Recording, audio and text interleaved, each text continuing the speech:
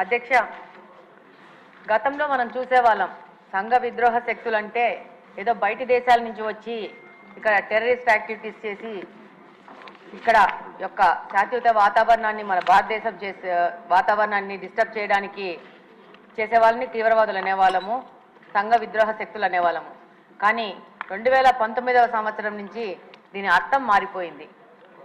గత పాలకులు గాంజా అనే మత్తు పదార్థాన్ని రాష్ట్రం మొత్తం తీసుకొచ్చి ప్రజల మీద దాడులు అనేది పెరిగిపోయాయి.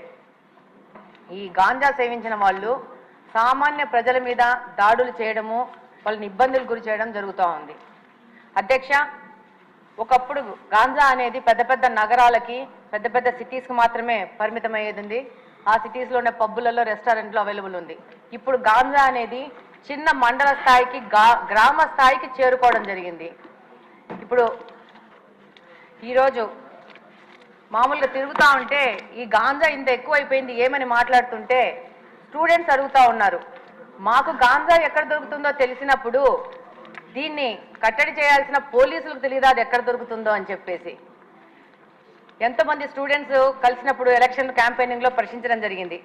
అలాగనే అధ్యక్ష, ఎన్నికల ముందు కానీ ఇప్పుడు ఎన్నికల తర్వాత కానీ ఈరోజు గ్రీవెన్సెస్ కోసం మన దగ్గరకు వచ్చిన దాంట్లో దాదాపు 30-40% ఈ గాంజా మీద ఎఫెక్ట్ అయిన వాళ్లే వస్తూ ఉన్నారు. ఎలాంటి సమస్యలు అంటే మనకు సభ దృష్టికి తీసుకొస్తే ఇది ఒక తమాషా వ్యవహారం ఉంటుంది.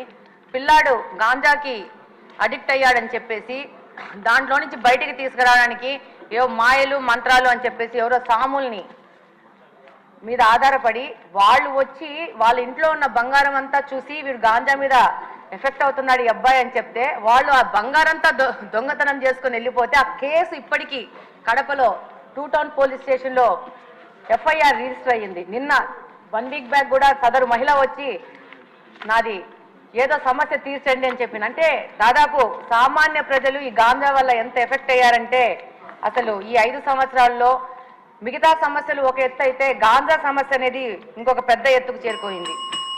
అలాగనే అధ్యక్ష, ఈ గాంజా సేవించిన వాళ్ళు సామాన్య ప్రజల మీద షార్ప్ ఆబ్జెక్ట్స్, ఇందాక హోమ్ మినిస్టర్ గారు అన్నట్టు బ్లేడ్ బ్యాచ్ అంటారు, వాళ్ళు అది బ్లేడో షార్ప్ ఆబ్జెక్టో చిన్న నైఫ్లో తెలియదు కానీ ఆ గాంజా మత్తులో వాళ్ళకు అంతకు ముందు వాళ్ళతో ఏదైనా గొడవలు జరిగినా కానీ ఏమి జరిగినా కానీ ఏ విధమైన ప్రొవొకేషన్ లేకున్నా కూడా వాళ్ళని అటాక్ చేయడము, వాళ్ళ మీద దాడులు చేయడము, దాదాపు వాళ్ళకి ప్రాణం మీద ప్రమాదం వచ్చే లాగా దాడులు చేస్తూ ఉన్నారు.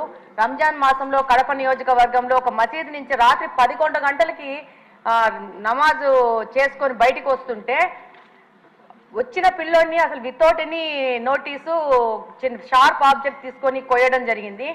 అబ్బాయికి దాదాపు రిప్స్లో దాదాపు 3-4 ఇంచెస్ లోపలికి వెళ్ళి హైదరాబాద్ అపోలోకి తీసుకొచ్చి దాదాపు 20 రోజులు పెట్టి దాదాపు 5-6 లక్షలు ఖర్చు అయిందని కూడా చెప్పారు.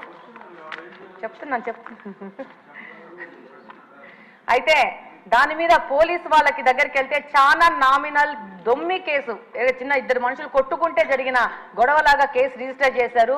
అది గత ప్రభుత్వం వైసీపీ ప్రభుత్వ హయాంలో జరిగింది. ఇలాంటి కేసెస్ చాలా ఉన్నాయి పోలీస్ డిపార్ట్మెంట్ దగ్గర.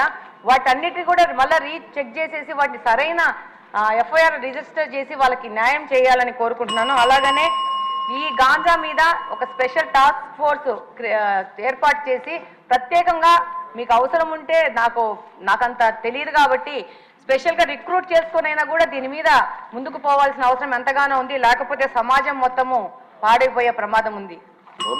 ధన్యవాదాలు అధ్యక్ష.